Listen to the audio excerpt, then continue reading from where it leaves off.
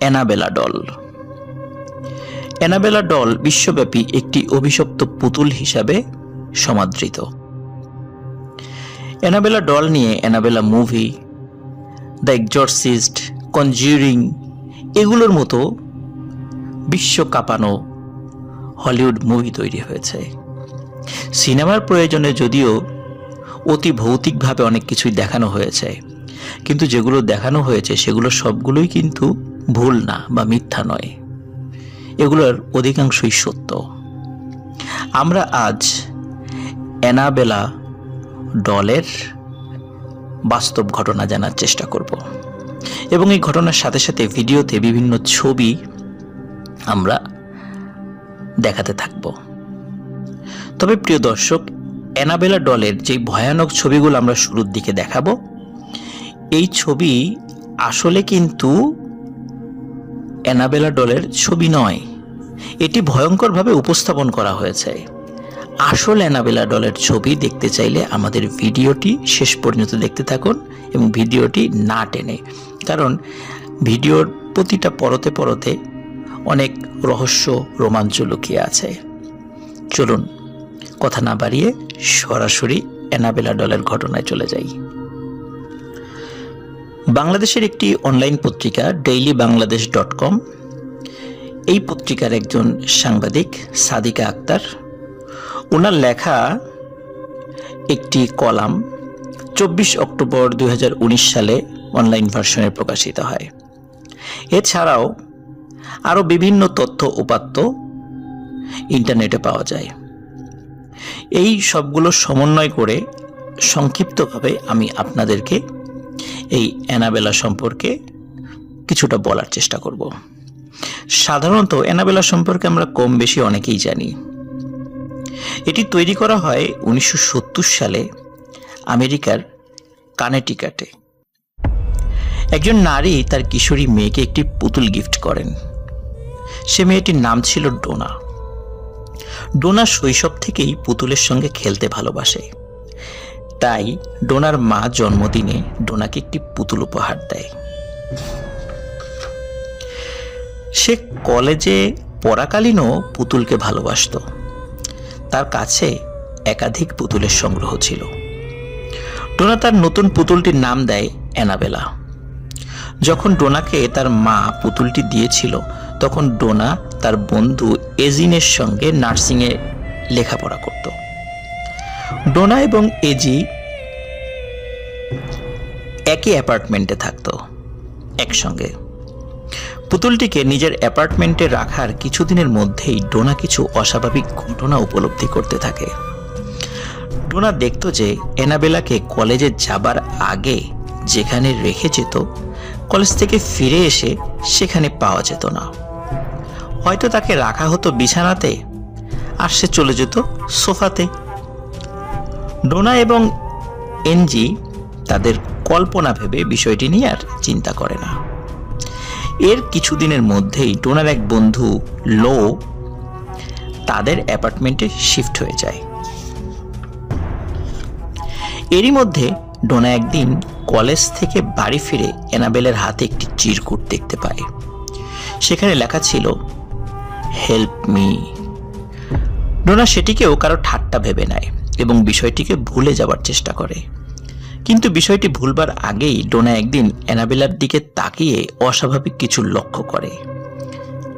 কাছে যেতে সে দেখে অ্যানাবেলা পুতুলের চোখে রক্ত, অ্যানাবেলার বুক থেকে রক্ত পড়ছে এবং হাত থেকেও রক্ত পড়ছে, এবং সেই রক্ত পড়াটা খুব বেশি ছিল না, হয়তোবা সব মিলিয়ে 5-6 ফোঁটার মতো হবে, এবং মনে হচ্ছে সে যেন কান্না করছে, খুব কষ্ট অনুভব করছে।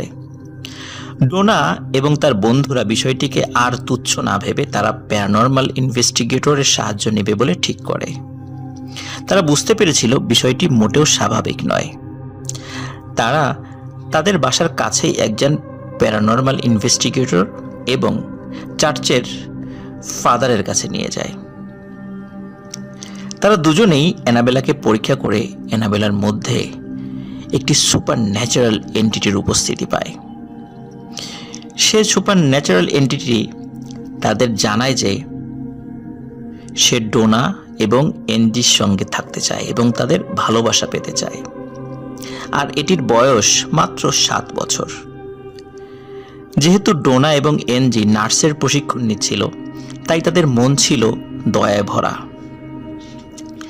এই সুপার ন্যাচারাল এন্টিটির রিকোয়েস্ট তারা ফেলতে পারেনি। তারা ঠিক করে অ্যানাবেলাকে তাদের সঙ্গেই রাখবে। এবং আরেকটি কারণ ছিল, তারা প্যারানর্মাল ইনভেস্টিগেটর এবং চার্চের ফাদারের কথাটা ততটা বিশ্বাস করতে পারেনি। কিন্তু তাদের আর এক সঙ্গী লিও বিষয়টিকে মোটেও হালকাভাবে নেয়নি। লিওর মতে অ্যানাবেলা ভীষণ ডেঞ্জারাস পুতুল এবং সে পুতুলটিকে পছন্দও করতো না। কিন্তু ডোনা এবং এনজির কাছে পুতুলটি ছিল খুবই আদরের এবং খুবই ভালো। কিন্তু তাদের এ ধারণা পাল্টে দিল অ্যানাবেলা। এক রাতে লিওর হঠাৎ ঘুম ভেঙে গেল এবং সে দেখল তার পা কার্যক্ষমতা হারিয়ে ফেলেছে এবং অ্যানাবেলা পুতুলটি তার পায়ের দিক থেকে আস্তে আস্তে আস্তে তার দিকে এগিয়ে আসছে। এতে লিও খুব ভয় পেলেও অন্যরা বিষয়টিকে ততটা গুরুত্ব দিল না। একদিন লিও, ডোনা এবং এনজি তাদের বাড়িতে একা ছিল এবং একই সময়ে তারা দুজনেই ভীষণ জোরে ডোনার একটি চিৎকার পেল। চিৎকার শুনে তারা দৌড়ে ডোনার রুমে ঢুকে দেখতে পেল ডোনা তো নেই, রয়েছে শুধু অ্যানাবেলা পুতুলটি। লিও তখনই পুতুলটির সামনে যায় এবং পুতুলটির সামনে যাওয়ার সাথে সাথে লিও তার বুকে খুব জোরে একটা চাপ অনুভব করে। তখন তার মনে হয়েছিল তাকে সামনে থেকে কেউ ভয়ানক চাপ দিচ্ছে, যেন সে পুতুলটি থেকে দূরে সরে যায়। এই ঘটনাটির পরে লিও এবং এনজি দেখে তাদের জামা রক্তে ভর্তি এবং লিওয়ের বুকে 7টি বড় বড় ক্ষত বিক্ষত দাগ দেখা যায়। এই ঘটনাটির পর সেই সময়কার বিখ্যাত ফাদার কুক তাকে ডাকা হয় এই পুতুলটিকে দেখানোর জন্য। ফাদার কুক একজন প্যারানর্মাল ইনভেস্টিগেটরও ছিলেন বটে। ফাদার পুতুলটিকে পরীক্ষা করে ভয়ানক কিছু তথ্য দেন, যেটি সবাইকে ভীত করে তোলে। তিনি বলেন, অ্যানাবেলার মধ্যে মোটেও কোনো ভালো কিছুর বসবাস নেই। এর মধ্যে রয়েছে অতি ভয়ঙ্কর একটি অশুভ শক্তি বা পিশাচ। ফাদার কুক বলেন তার বয়স মোটেও 7 বছর ছিল না, আর এটি তাদের ভালোবাসাও পেতে চায় না। এটি তাদের সঙ্গে নাটক করছে আর তাদের অচিরেই বড় ধরনের ক্ষতি করবে। এর বয়স আসলে কত ফাদার কুক সেভাবে বলতে পারেননি, তবে তার বয়স যে বহু বছর এটি নিশ্চিতভাবে বলা যায়। এই পুতুলটির ভেতরে থাকা ওই সুপার ন্যাচারাল এন্টিটির মূল উদ্দেশ্য ছিল ডোনা এবং এনজির শরীরে প্রবেশ করে তাদের ক্ষতি করা। ফাদার কুক একজন বিখ্যাত ধর্মযাজক হয়েও অ্যানাবেলার মধ্যে থাকা সেই অশুভ শক্তিকে খুবই ভয় পেয়েছিলেন। অ্যানাবেলা পুতুলের অবহেলা করাতে পরবর্তীতে অনেকের অদ্ভুতভাবে মৃত্যু হয় বলে শোনা যায়। আরও জানা যায়, যিনি এই অদ্ভুত পুতুলটি তৈরি করেছিলেন তার মৃত্যু এই অ্যানাবেলা পুতুলটি তৈরি করার কারণেই হয়েছিল। তাই তো বলা হয় এই অ্যানাবেলা ডল বিশ্বের সবচেয়ে অভিশপ্ত পুতুল। এখানে একটা বিষয় বলে রাখা ভালো, যখন এই প্যারানর্মাল বিষয়গুলো ঘটছিল তখন ডোনা এবং এনজির বাড়ির খুব কাছেই একটি অকাল্ট মিউজিয়াম ছিল। অকাল্ট মিউজিয়াম হচ্ছে বিভিন্ন জাদুবিদ্যা বা প্যারানর্মাল বিষয়গুলো রিলেটেড বিভিন্ন দ্রব্য, বস্তু, এই সমস্ত বিষয়গুলি সেখানে সংরক্ষণ করে রাখা হয়। এটাকেই অকাল্ট মিউজিয়াম বলে, বা জাদুবিদ্যা রিলেটেড বিভিন্ন বিষয়গুলো সেখানে সংরক্ষণ করে রাখা হয়। তো এই পুতুলটি পরবর্তীতে সেই মিউজিয়ামে দিয়ে আসা হয়। বহু বছর এই পুতুলটি সেখানেই ছিল। কিন্তু 2020 সালে ঘটে যায় একটি ভয়ানক ঘটনা। ওই মিউজিয়ামে সবকিছু স্বাভাবিক থাকলেও 2020 সালের কোনো এক রাতে অ্যানাবেলাকে যেই শোকেসের মধ্যে তালা মেরে রাখা হয়েছিল, তালা ঠিকই ছিল কিন্তু তার মধ্যে অ্যানাবেলার ডলটি ছিল না। 2020 সালে যখন করোনার প্রকোপ বেড়ে যায়, বিশেষ করে আমেরিকাতে ভয়াবহ আকার ধারণ করে, তখন মানুষ বাসা থেকে তো সেভাবে বের হতো না, সব কিছু জনশূন্য হয়ে পড়ে। ধারণা করা হয় ওই সুযোগেই কে বা কারা অ্যানাবেলা ডলটিকে তাদের জাদুবিদ্যা প্র্যাকটিস করার জন্য চুরি করে নিয়ে গেছে। আবার কেউ কেউ বলে এই পুতুলটি একাই চলে গেছে, কোথায় গেছে কেউ বলতে পারে না। এটি বর্তমানে কার কাছে আছে সে সম্পর্কেও কোনো তথ্য পাওয়া যায় না। হয়তোবা আবার কারো ক্ষতি করার চেষ্টা করছে এই ভয়ানক অশুভ পুতুলটি। প্রিয় দর্শক, এখানে কিন্তু কয়েকটি বিষয় সামনে চলে আসে। সেটি হচ্ছে, সিনেমার ভয়াবহতা ফুটিয়ে তুলতে অনেক কিছুই দেখানো হয়েছে এই অ্যানাবেলা ডল রিলেটেড মুভির মধ্যে। তার মধ্যে অধিকাংশই সিনেমার প্রয়োজনে, কিন্তু বাস্তবে তা ঘটেনি। আর আমরা এতক্ষণ যে অ্যানাবেলা ডলটির চেহারা দেখলাম, আসলেই কি আদতে এটি ভয়ঙ্কর? না। প্রিয় লিসেনার্স এবং দর্শক, এই মুহূর্তে আপনারা যেই ছবিটি দেখতে পাচ্ছেন এটি হচ্ছে আসল অ্যানাবেলা ডলের ছবি। দেখতে মোটেও ভয়ঙ্কর নয়, সুন্দর। আর এতটা ভয়ঙ্কর হলে নিশ্চয়ই ডোনা এবং এনজি এই পুতুলটিকে তাদের সাথে রাখত না। এখানে কিছু বিষয় বলে রাখা ভালো। আসলেই কি পুতুলের মধ্যে কোনো অশুভ শক্তি ভর করতে পারে? এই বিষয়ে হাদিসে কি বর্ণিত আছে বা এ সম্পর্কে আমরা আসলেই কি জানতে পারি? প্রিয় দর্শক এবং লিসেনার,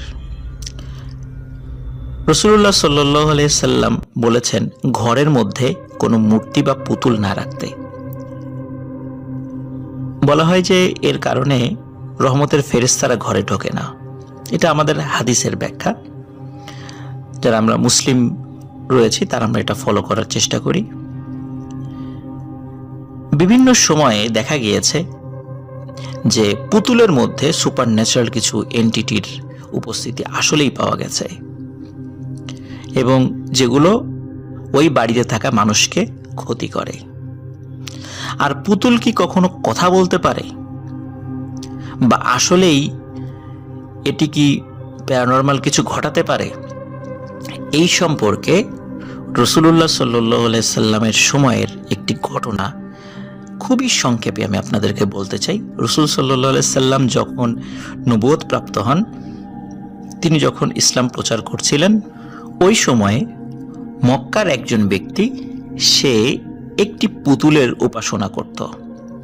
উপাসনা করতে করতে হঠাৎ একদিন ওই পুতুলের মধ্য থেকে কিছু শব্দ তিনি শুনতে পান। সেই পুতুলটি বলছে যে রাসূলুল্লাহ সাল্লাল্লাহু আলাইহি সাল্লাম উনি সত্য নবী নন, এবং তার সম্পর্কে বিভিন্ন ধরনের মিথ্যা কথা সেই পুতুলের মধ্য থেকে ভেসে আসে।